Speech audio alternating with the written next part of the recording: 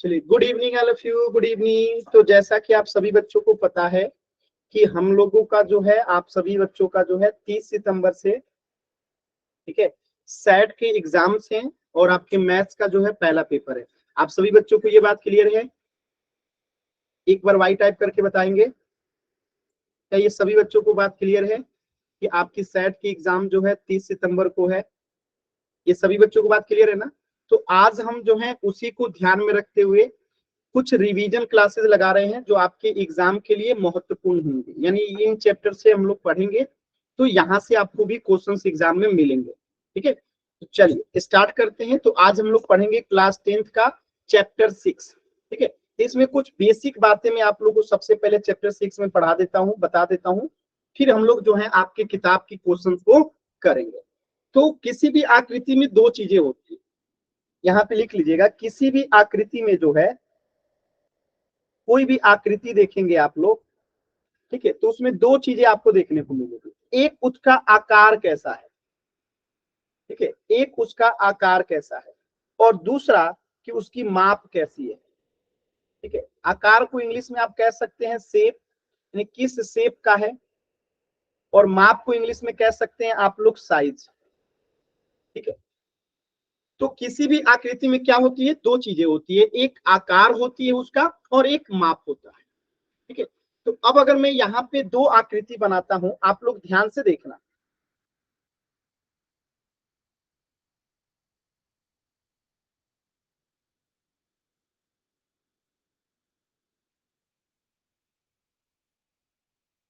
ठीक है, अगर मैं इसे कह रहा हूं आकृति 1, यानी कि फिगर 1, ये फिगर 1 है और ये फिगर 2 है।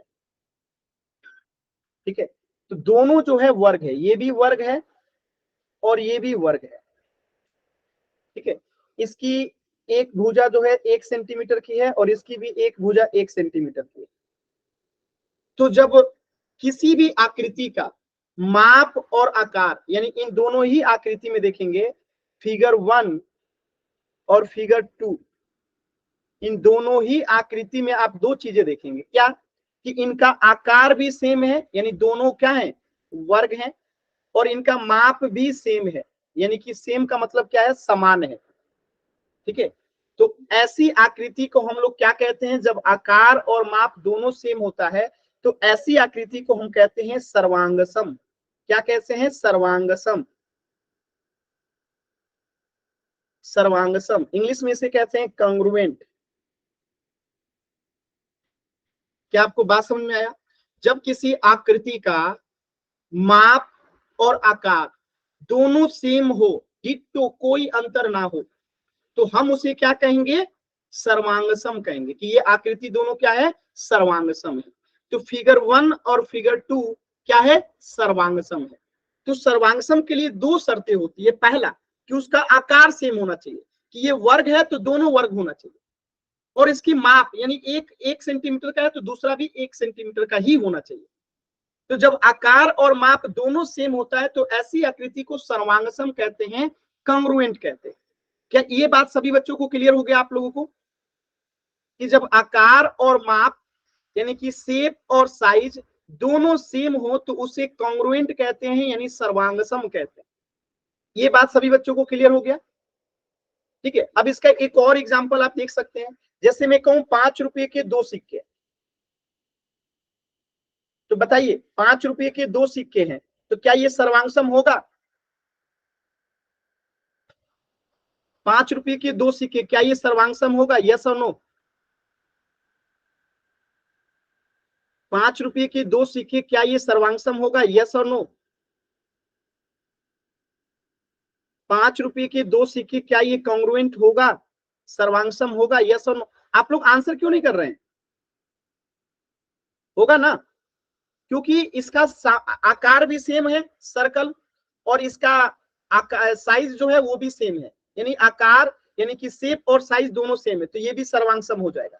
लेकिन अगर मैं कहूं एक 5 रुपए का सिक्का है और एक 10 रुपए का सिक्का है, क्या अब ये सर्वांगसम होगा? एक 5 रुपए के सिक्का है और एक 10 रुपए का सिक्का है, क्या ये सर्वांगसम होगा, कॉन्ग्रुएंट होगा? नहीं होगा। क्यों? क्योंकि इनका आकार तो सेम है, दोनों वृत्ताकार हैं, यानी वृत्त के आकार के हैं, यानी कि दोनों का आकार तो सेम है, लेकिन माप अलग अलग है, साइज अलग अलग है। तो जब साइज अलग अलग है, आकार सेम है, फिर भी ये सर्वांगसम नहीं हो। क्या आपको बात समझ में आ गई कि सर्वांगसम के लिए हमें दोनों चीजें सेम होनी पड़ेगी, आकार भी और माप भी, कोई अंतर नहीं होना चाहिए। साइज और शेप सेम होगा तो हम उसे सर्वांगसम कहेंगे, अगर साइज और शेप दोनों सेम नहीं होगा तो हम उसे सर्वांगसम नहीं कहेंगे। एनीबॉडी, किसी कोई डाउट है यहां तक? आगे बढ़े, आगे बढ़े। अब देखिएगा,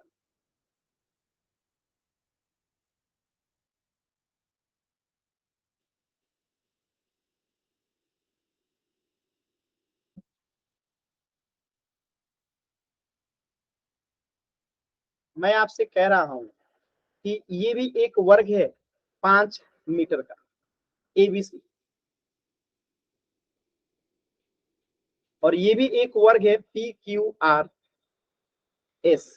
और इसकी एक भुजा है 10 मीटर। ठीक है, तो क्या ये आकृति जो है, इनका आकार कैसा है? आकार सेम है, दोनों वर्ग है, आकार सेम है क्योंकि ये भी वर्ग है और ये भी वर्ग है, आकार सेम है। लेकिन अगर इनके हम माप की बात करें, यानी साइज की बात करें, तो इनका साइज क्या है? समान नहीं है। साइज क्या है? समान नहीं है। साइज समान नहीं है ना जी, इनका साइज छोटा बड़ा है ना, एक 5 मीटर का है, एक 10 मीटर का है, तो साइज सेम नहीं है। तो जब आकार सेम होता है और माप अलग होता है, तो ऐसी आकृति को हम कहते हैं क्या? समरूप आकृति। क्या कहते हैं? समरूप आकृति। क्या आप सभी बच्चों को यह बात क्लियर है? क्लियर है सभी बच्चों को? ऐसी आकृति को क्या कहते हैं? समरूप आकृति। क्लियर है सभी बच्चों को?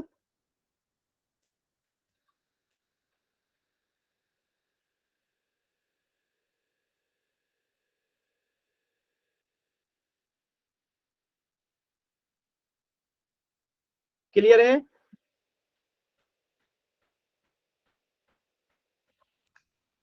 सिमिलर फिगर्स, इसको बोलेंगे सिमिलर फिगर्स। सिमिलर फिगर्स अभी क्लियर है सभी बच्चों को?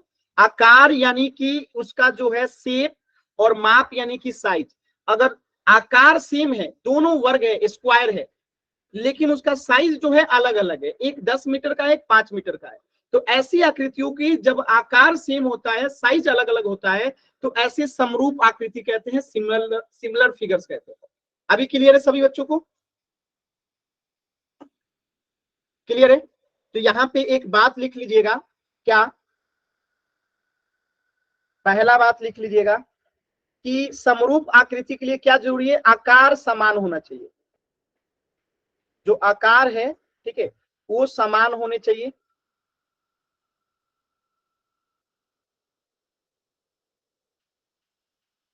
और दूसरा, इसका जो माप है समान होना जरूरी नहीं है। समान होना जरूरी नहीं है।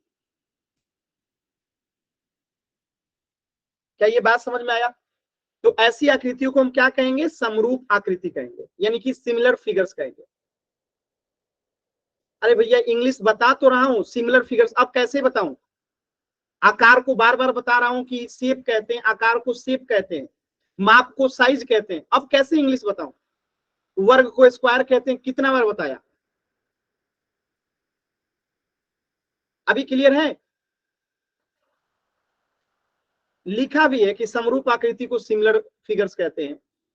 यहाँ पे भी लिखा हूं कि आकार को क्या कहते हैं, आकार को शेप कहते हैं, माप को साइज कहते हैं, लिखा हुआ है, फिर भी आप लोग कंफ्यूज है।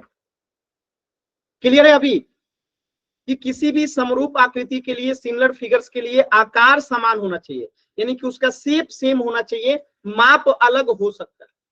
तो अब आप सोचो कि अगर मैं कहूं कि ये दोनों आकृति भी समरूप है, तो क्या ये गलत होगा? ये दोनों आकृति फिगर 1 और फिगर 2 में जो वर्ग दिख रहा है, स्क्वायर दिख रहा है, अगर मैं कहूं कि ये दोनों भी समरूप है तो क्या ये सही स्टेटमेंट है कि गलत है?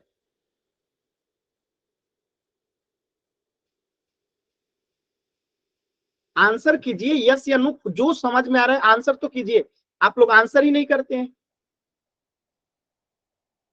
तो यहीं से आपको ये सीखना है कि जो कॉन्ग्रुएंस होता है, यानी कि जो सर्वांगसम होता है, वो समरूप भी होता है। लेकिन जो समरूप होता है वो जरूरी नहीं है कि सर्वांगसम होगा। यानी कि जो कॉन्ग्रुएंस है, यानी कि सर्वांगसम है, ये समरूप भी होगा, ये समरूप भी है, ठीक है। लेकिन जो समरूप है वह जरूरी नहीं है कि सर्वांगसम होगा, क्योंकि सर्वांगसम के लिए दोनों शर्त जरूरी है कि आकार भी सेम हो और माप भी सेम हो। लेकिन समरूप के लिए एक ही शर्त काफी है कि आकार समान होना चाहिए, उसका माप समान हो जरूरी नहीं है, हो भी सकता है नहीं भी हो सकता है, लेकिन आकार समान होना चाहिए। लेकिन कॉन्ग्रुएंस के लिए क्या है, दोनों शर्त जरूरी है। तो ये जो है केवल समरूप है, लेकिन ये दोनों जो है सर्वांगसम भी है और समरूप भी है। यानी कि जो सर्वांगसम होगा वो 100% जो है समरूप होगा, सिमिलर फिगर होगा। लेकिन क्या जरूरी है कि जो समरूप होगा वो सर्वांगसम होगा? बताइए सभी बच्चे कि क्या जरूरी है कि जो समरूप होगा वो सर्वांगसम होगा?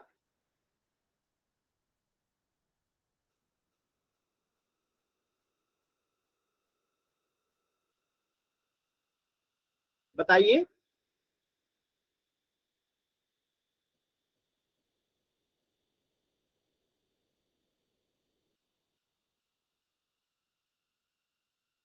किसी का रिप्लाई नहीं आ रहा है।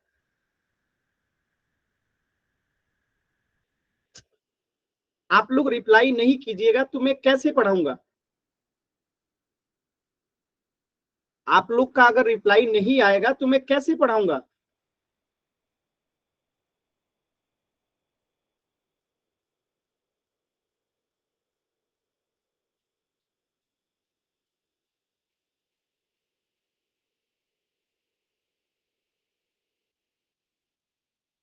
मैंने अभी अभी बताया कि जो आकृति सर्वांगसम होगी, मतलब उसका आकार और माप सेम होगा, तो वो सर्वांगसम है। और जिस आकृति में केवल आकार सेम होगा, यानी आकार समान होगा, माप समान हो जरूरी नहीं है, उसे हम समरूप कहेंगे। तो मैंने फिर बताया कि जो सर्वांगसम होगा वो समरूप भी होगा, लेकिन जो समरूप है वो जरूरी नहीं है कि सर्वांगसम होगा। जैसे कि ये आकृति समरूप तो है लेकिन सर्वांगसम नहीं है, लेकिन ये दोनों आकृति जो है सर्वांगसम तो है, साथ में समरूप भी है, क्योंकि इनका आकार सेम है। बात समझ में, कुछ समझ में आ रहा है क्या कह रहा हूं मैं?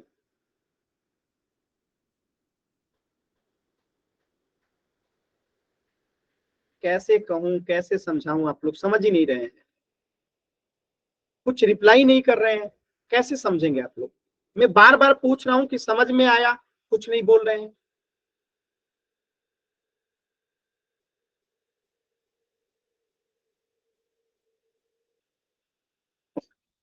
लिख लीजिए, नहीं बोल रहे हैं तो लिख लीजिए, ठीक है, लिख लीजिए कि जो सर्वांगसम होगा, यानी कि कॉन्ग्रुएंट, ठीक है, वो समरूप भी होगा, वो समरूप भी होगा। समरूप यानी कि सिमिलर,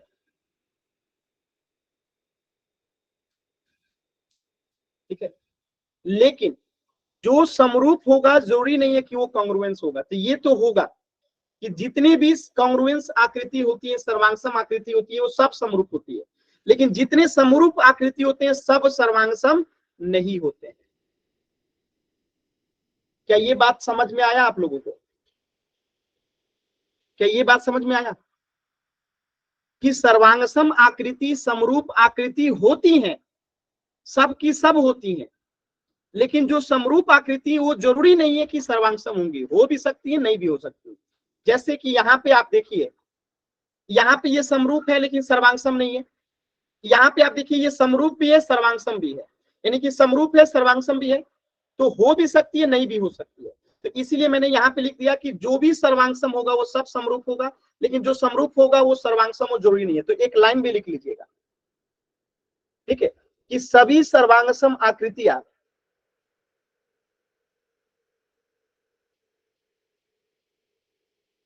सभी सर्वांग सम आकृतियां समरूप होती हैं।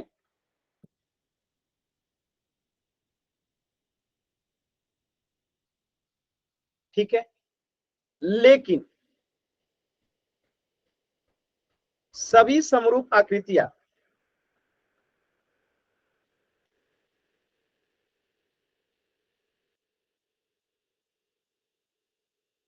सर्वांगसम नहीं होती।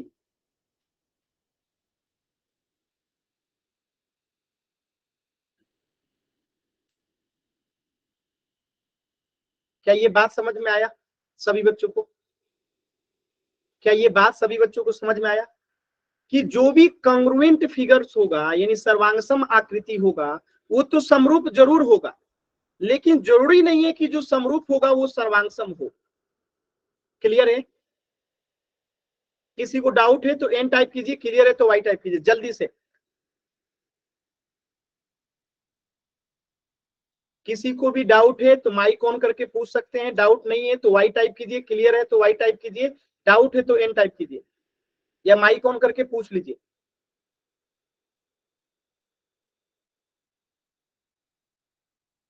चल,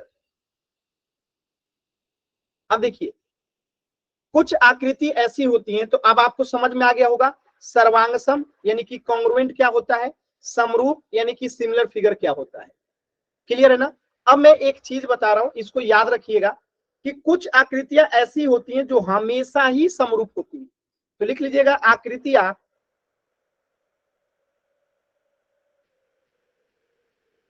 यानी कि फिगर्स जो हमेशा क्या होती हैं, समरूप होते हैं।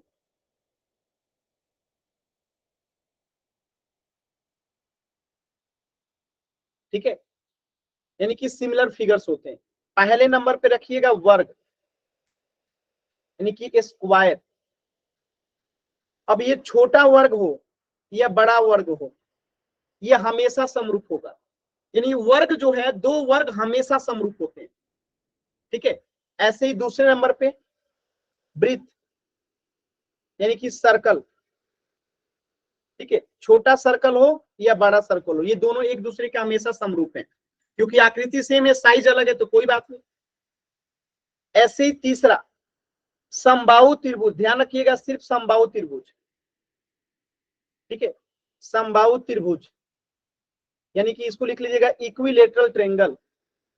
इक्विलेटरल ट्रायंगल हमेशा क्या होते हैं, समरूप होते हैं। ठीक है, और एक चौथा रेखाखंड यानी कि लाइन सिगमेंट।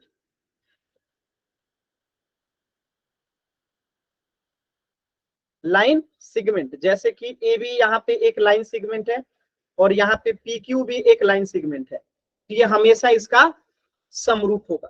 समरूप का मतलब क्या होता है मैं आपको अगर कम शब्दों में बताऊं तो दो आकृति जो साइज छोटा बड़ा हो सकता है लेकिन आकार सेम हो, तो आप अगर छोटे वाले वर्ग को बड़ा कीजिएगा तो हमें बड़ा वाला वर्ग मिल जाएगा कि नहीं मिलेगा? आंसर कीजिए यस और नो। अगर छोटे वाले वर्ग को हम बड़ा कर दें तो हमें बड़ा वाला वर्ग मिलेगा कि नहीं मिलेगा?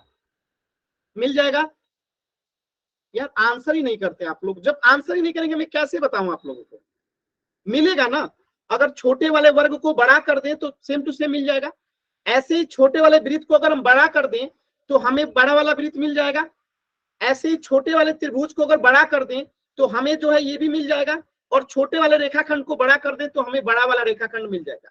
अब आप कहेंगे कि सर आपने समबाहु त्रिभुज की बात क्यों की, बाकी त्रिभुज की बात क्यों नहीं की? देखिए इसलिए समझिएगा यहाँ पे, जैसे कि ये एक त्रिभुज है, ठीक है, जिसमें अगर मैं कहूं कि ये दोनों आपस में बराबर है तो ये समद्विबाहु त्रिभुज है, और एक त्रिभुज में बना दूं,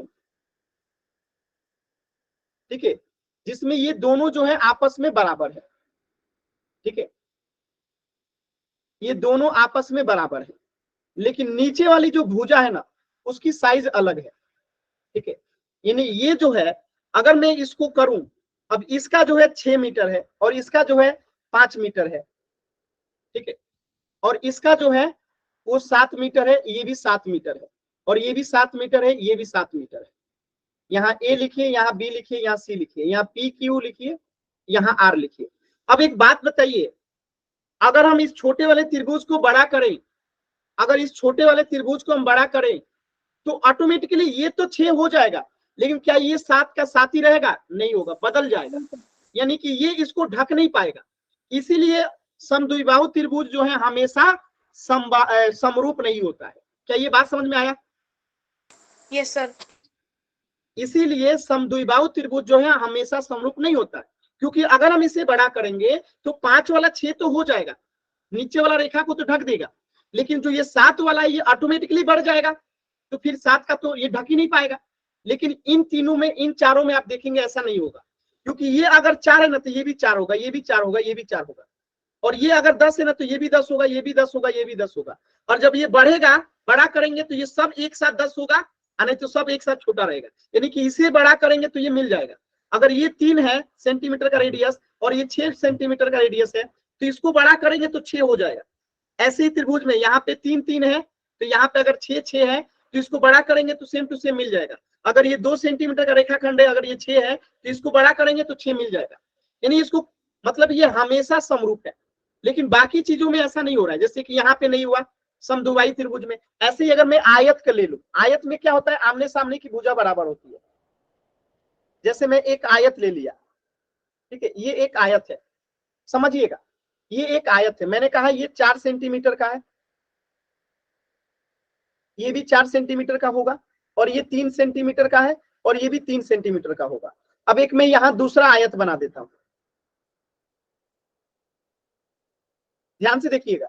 अगर मैं कहूं कि ये भी 4 सेंटीमीटर का है, ये भी 4 सेंटीमीटर का है, लेकिन ये 2 सेंटीमीटर का है और ये 2 सेंटीमीटर का है, तो अगर हम इस छोटे वाले को बड़ा करते हैं या किसी को भी, क्या हम एक दूसरे के ढक पाएंगे? इन दोनों को कभी भी हम ढक पाएंगे क्या?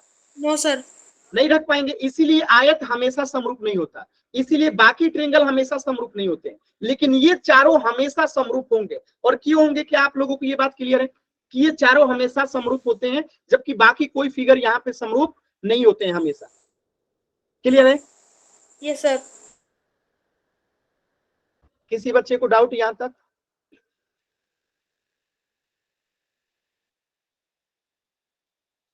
तो अभी आपने 2 चीजें समझ लिया, समरूप आकृति और सर्वांग। अब तीसरी चीज समझें जल्दी से। चल, तीसरी चीज समझिएगा। एक होता है समानुपाती, जिसे इंग्लिश में कहते हैं प्रपोर्शनल। समानुपाती, इसे इंग्लिश में क्या कहते हैं? समानुपाती को इंग्लिश में कहते हैं प्रपोर्शनल। प्रपोर्शनल, ठीक है। तो इसका मतलब होता है समान प्लस अनुपात, इंग्लिश में कहेंगे सेम प्लस रेशियो, ठीक है। बात समझ में? यानी ऐसी आकृति जिसका समान अनुपात हो। अब इसको एक एग्जांपल से समझिएगा। जैसे मान लेते हैं कोई एक लड़का है, ठीक है, और कोई एक लड़की है, कोई एक गर्ल है, ठीक है। बॉय को हम ले लेते हैं वाई और गर्ल को ले लेते हैं हम एक्स। अच्छा, गर्ल बॉय रहने देते हैं, क्या दिक्कत है। तो कोई एक लड़का है जिसके पास रेड और ब्लैक पेन है, इसके पास रेड पेन 6 है और ब्लैक पेन 12 है। और ये जो लड़की है ना, इसके पास रेड पेन और ब्लैक पेन है, इसके पास भी, लेकिन लड़की के पास रेड पेन जो है ना वो 9 है, इसके पास ब्लैक पेन जो है 18 है। तो आप बताइए, लड़का लड़की के पास जो कलम की संख्या है, पेन की संख्या, वो अलग अलग है, क्योंकि लड़की के पास रेड और ब्लैक पेन की संख्या कितनी है? 6 और 12 है। लड़की के पास भी 9 और 18 अलग अलग है, लेकिन इनका अनुपात सेम है। अनुपात यानी रेशियो सेम है। कैसे? तो देखिए, अगर हम बॉय का निकालेंगे रेड और ब्लैक पेन का अनुपात, रेड और ब्लैक पेन का अनुपात तो क्या आएगा? 6/12 आएगा। अगर इसको हम कटा देंगे तो 1/2 आएगा, आएगा ना? ब्लैक और गर्ल का अगर हम निकालते हैं रेड बट्टा ब्लैक, तो कितना आएगा 9/18 आएगा। यानी अगर इसको हम कटा दें तो 1/2, यानी कि इसका भी अनुपात सेम है। यानी कि इनके पास कलम की संख्या अलग है लेकिन इनका अनुपात सेम है। यानी दोनों के पास कलम ही है और अनुपात भी सेम है। यानी कि लड़की के पास 6 रेड है तो 12 ब्लैक है। ठीक उसी प्रकार लड़की के पास 9 रेड है तो 18 ब्लैक है। यानी कि इनका अनुपात बराबर है। समझ में आ रहा है? तो इसी को कहते हैं समानुपाती। क्या कहते हैं कि ये समानुपाती है, यानी लड़का और लड़की के पास पेन की संख्या जो है समानुपाती है। तो समानुपाती का कंसेप्ट समझ में आया। अब इसमें मैथ के क्वेश्चन कैसे आते हैं ये मैं पूछ लूं आपसे। अब मैं मैथ का क्वेश्चन दिखा दूं कैसे आता है आपके एग्जाम में। बताइए, तैयार है आप लोग?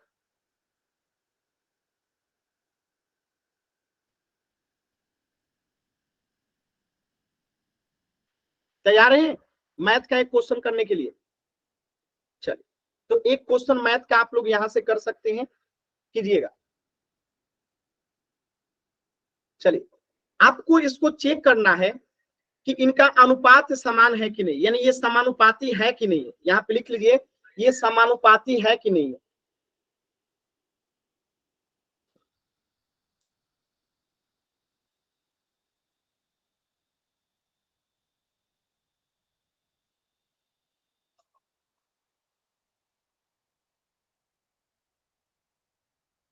या इसको रुक जाइए, 1 सेकंड रुक जाइए, अभी रुक जाइए, 1 सेकंड रुक जाइएगा, थोड़ा सा आप लोग रुक जाइएगा।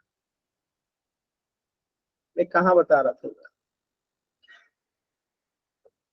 मैं कहाँ बता रहा था आप लोग, तो पेज कहाँ गया?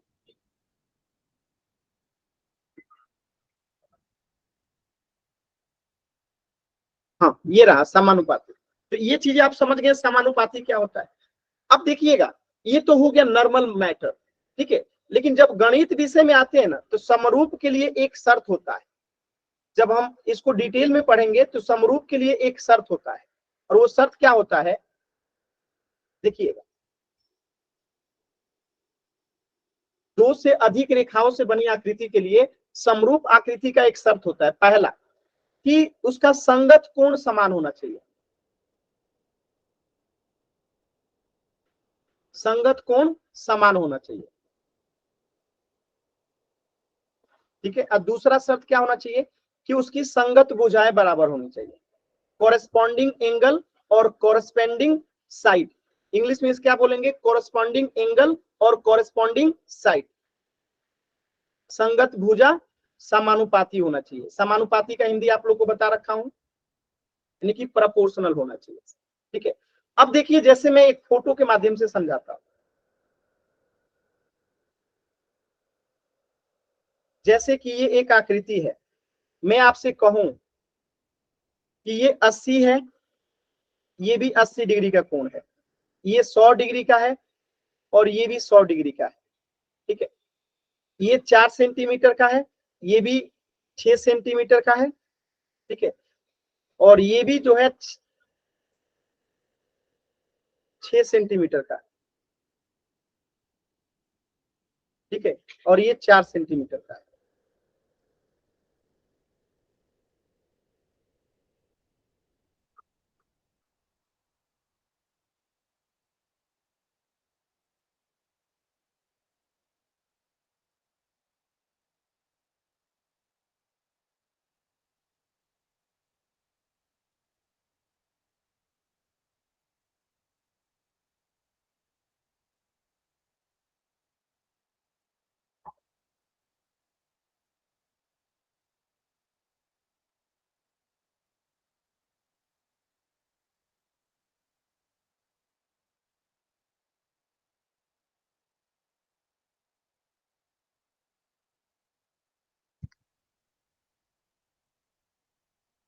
ठीक है, बात समझ में आया। अब देखिएगा यहाँ पे चीजों को एकदम सिंपली, अगर मैं इसको भुजा को थोड़ा सा और अलग से बना देता ज्यादा सही रहेगा। देखिए, इसको मैंने कर दिया 2, 3, 4 और 5। अब एक दूसरा ले लेते हैं।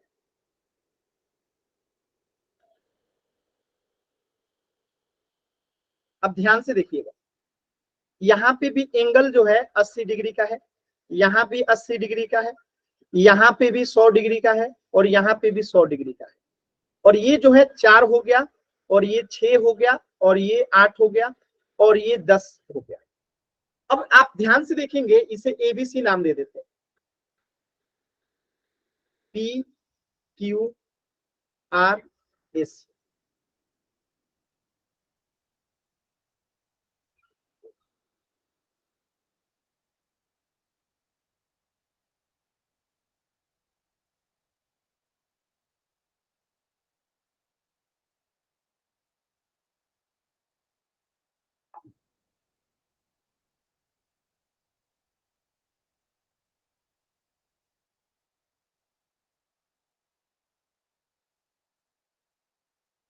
ठीक है सभी बच्चों को। अब यहाँ पे आप देखेंगे तो इनकी संगत कोण जो है, कॉरेस्पॉन्डिंग एंगल्स जो है, यानी कि यहाँ पे 80 है तो यहाँ पे भी 80 है, यहाँ पे 80 है तो यहाँ पे भी 80 है, यहाँ पे 100 है तो यहाँ पे भी 100 है, यानी कॉरेस्पॉन्डिंग एंगल भी समान है और संगत भुजा समानुपाती है। यानी कि अगर हम ए बी बट्टा पी क्यू निकालें तो कितना आ रहा है 2/4, यानी कट के कितना आएगा 1/2। अगर हम एडी बट्टा, देखिएगा एडी बट्टा पीएस निकाले तो 5/10 आ रहा है, यानी कट के यहाँ पे भी कितना आ जाएगा 1/2। अगर हम डीसी बट्टा एसआर निकाले तो ये भी 4/8, यानी कट के कितना आ रहा है 1/2। अगर हम बीसी बट्टा क्यूआर निकाले तो 3/6, यानी कट के ये भी 1/2 आ रहा है। यानी कि ये समानुपाती है, इसकी भुजाएं भुजाएं समानुपाती हैं और संगत कोण भी बराबर है, तो इसे हम क्या कहेंगे, इन दोनों को समरूप आकृति कहेंगे। क्या आपको ये बात समझ में आया?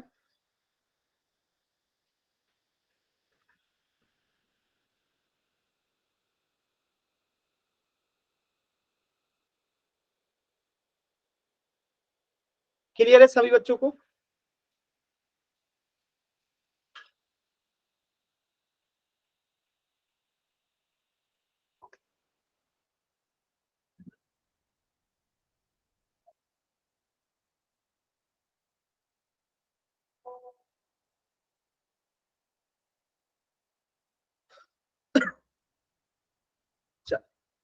आगे बढ़े, ये क्लियर है ना सभी बच्चों को? यानी कि हमें एक आकृति में दोनों चीज को देखना होता है। ठीक है, अब चलिए हम लोग एक क्वेश्चन करते हैं, और इस क्वेश्चन को देखिए और बताइए कि क्या ये समानुपाती है कि नहीं है। इस क्वेश्चन को देखिए और देख के बताइए कि क्या ये समानुपाती है कि नहीं है, यस और नो। चलिए मैं पोल दे रहा हूं, पोल में आंसर कीजिएगा। मैं पोल दे रहा हूं, उसमें आंसर कीजिए। ठीक है, मैं पोल दे रहा हूं, उसमें आंसर कीजिएगा।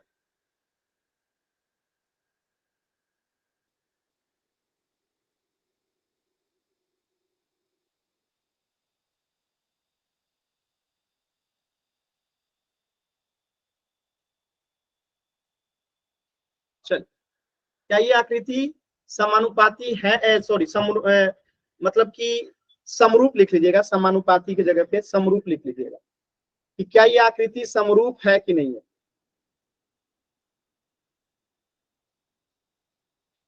समरूप है या नहीं है?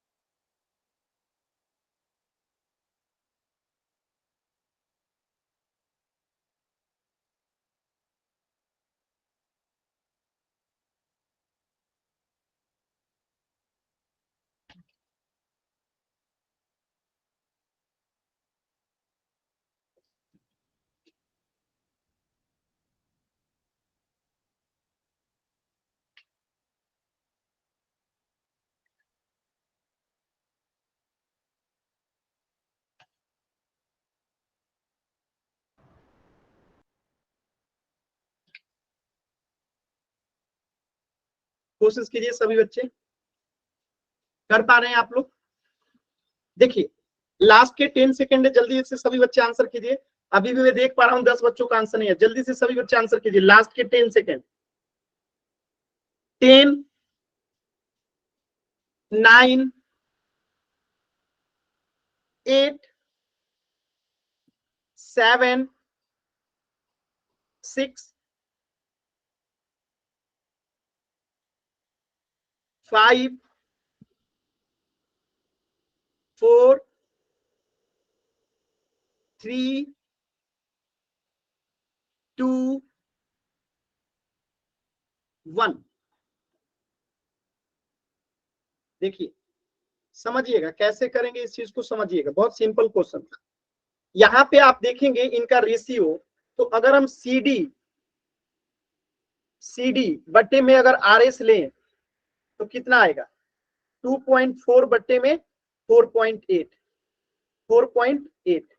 तो ये कट के कितना हो जाएगा, 1/2 हो जाएगा।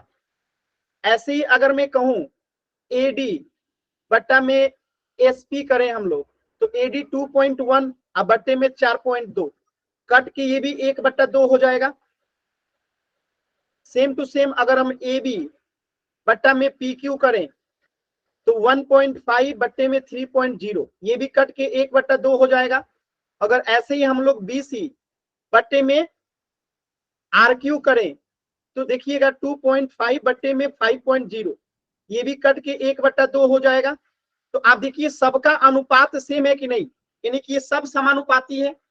और संगत कोण देखिए बराबर है, संगत कोण यानी कि कोरस्पॉन्डिंग एंगल्स जो है क्या है, बराबर है, यानी कोरस्पॉन्डिंग साइड जो है प्रोपोर्शनल है और कोरस्पॉन्डिंग एंगल जो है वो क्या है, इक्वल है। इसीलिए ये क्या होगा, समरूप आकृति होगा, सिमिलर फिगर होगा। क्या आपको बात समझ में आया कि corresponding angles are equal and the corresponding sides are also proportional यानी समानुपाती है, इसीलिए ये सिमिलर फिगर है। क्लियर है सभी बच्चों को?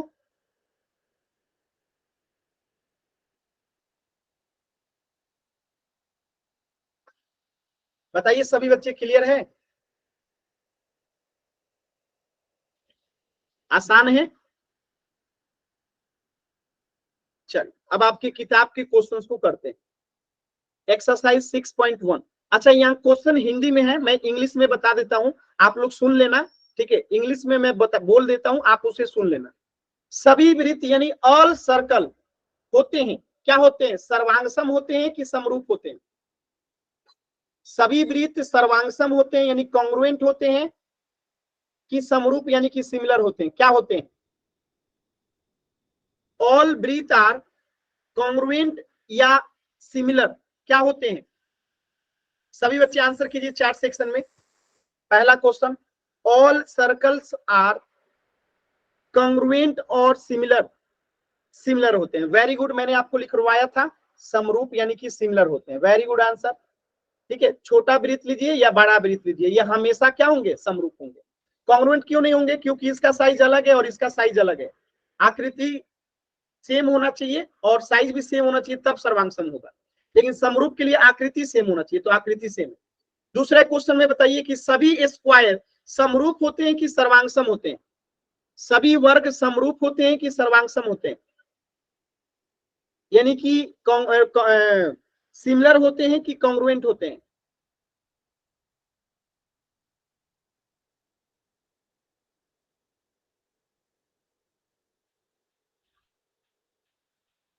वेरी गुड, सिमिलर होते हैं। वेरी गुड, क्या होते हैं, सिमिलर होते हैं यानी कि समरूप हो जाएगा यहाँ पे, ठीक है? अब बताइएगा तीसरा क्वेश्चन कि सभी कौन सा त्रिभुज समद्विबाहु या समबाहु, समबाहु यानी इक्विलेटरल और समद्विबाहु मतलब आइसोसेलेस ट्रायंगल, कौन सा ट्रायंगल जो है हमेशा समरूप होता है, समबाहु या समद्विबाहु, यानी कि इक्विलेटरल ट्रायंगल या फिर आइसोसेलेस ट्रायंगल, कौन हमेशा समरूप होता है, सिमिलर फिगर? बताइएगा।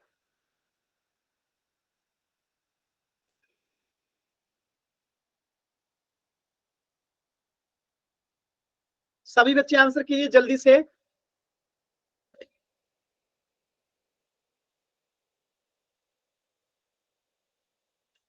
वेरी गुड आंसर, एकदम सही आंसर है, इक्विलेटरल ट्रायंगल यानी कि समबाहु। Very good.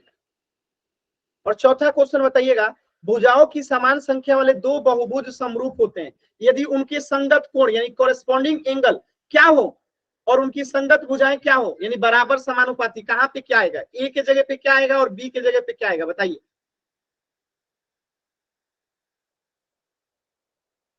ए और बी में क्या क्या फील करेंगे।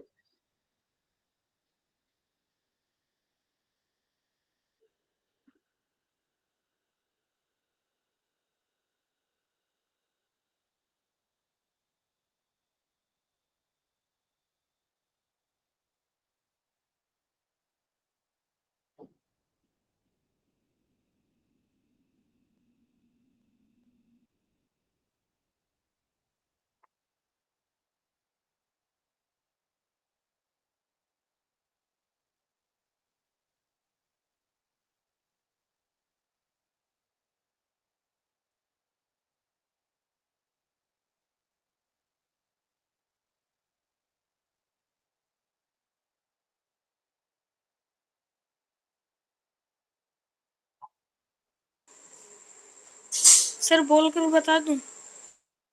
हाँ बताइए। सर ए में आएगा बराबर और बी में आएगा समानुपाती। वेरी गुड, यानी कि कोरेस्पॉन्डिंग एंगल इक्वल होना चाहिए, यानी कि बराबर होना चाहिए, ठीक है, और उनकी संगत भुजाएं समानुपाती यानी कि प्रपोर्शनल होना चाहिए, ठीक है, ठीक है, प्रपोर्शनल यानी कि समानुपाती या बराबर मतलब कि इक्वल होना चाहिए। क्या ये सभी बच्चों को क्लियर है। अगला क्वेश्चन करें, ठीक है, चलिए अगला क्वेश्चन है आपका, यहाँ पे पहला क्वेश्चन कह रहा है कि दो दो एग्जाम्पल देना है समरूप आकृतियों का, दो एग्जाम्पल देना है समरूप आकृति का, सिमिलर फिगर्स का। तो एक तो दे देंगे छोटा वृत्त, एक बड़ा वृत्त, ये दोनों क्या है, समरूप आकृतियां, एक एग्जाम्पल हो गया। एक इक्विलेटरल ट्रेंगल यहां बना देंगे और एक इक्विलेटरल ट्रेंगल यहां बना देंगे। इसको 2 centimetre 2 centimetre 2 centimetre, 4 centimetre 4 centimetre 4 centimetre, इसको 2 सेंटीमीटर, इसको 4 सेंटीमीटर, ये कुछ भी रख लीजिए। तो ये पहला हो गया और ये दूसरा हो गया। पहले का उत्तर, कोई दो एग्जाम्पल देना है जो कि क्या हो, क्या हो, समरूप आकृति हो। तो पहला वाला दो सर्कल समरूप है, दो इक्विलेटरल ट्रेंगल भी समरूप है। अब कह रहा है कि दो एग्जाम्पल ऐसा दीजिए जो समरूप नहीं है, यानी कि सिमिलर फिगर नहीं है। तो क्या कर सकते हैं, आप एक वर्ग बना दीजिए और एक आयत बना दीजिए, तो ये समरूप नहीं है। एक त्रिभुज बना दीजिए और एक वृत्त बना दीजिए, ये समरूप नहीं है क्योंकि ये आकृति क्या है, अलग अलग है। तो ये दूसरे का उत्तर हो जाएगा। यानी आप अपने हिसाब से सोच सकते हैं कुछ भी, ठीक है, समद्विबाहु त्रिभुज बना दीजिए या फिर आप समझ रहे हैं ना, ठीक है। अब तीसरे का उत्तर बताइएगा आप लोग पोल सेक्शन में, मैं पोल दे रहा हूं उसमें बताइएगा, यस और नो में, यस के लिए ए और नो के लिए बी। तीसरे क्वेश्चन के लिए कि ये चतुर्भुज जो दिया गया है दोनों, क्या ये समरूप है कि नहीं है, यस और नो में आंसर करना है पोल सेक्शन में।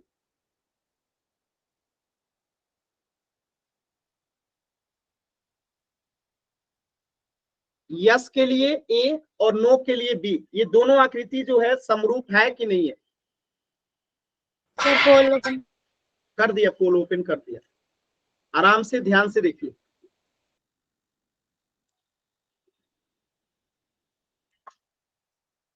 हो गया सर।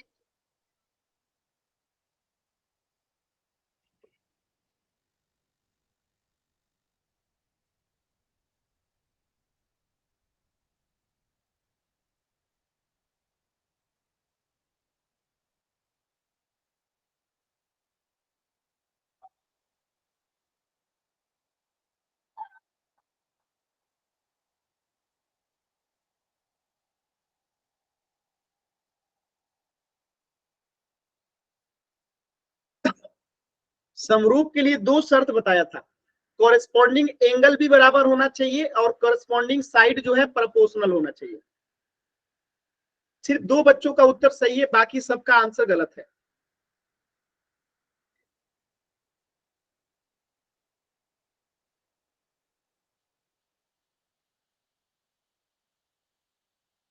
सिर्फ दो बच्चों का उत्तर सही है, बाकी सभी का उत्तर गलत है।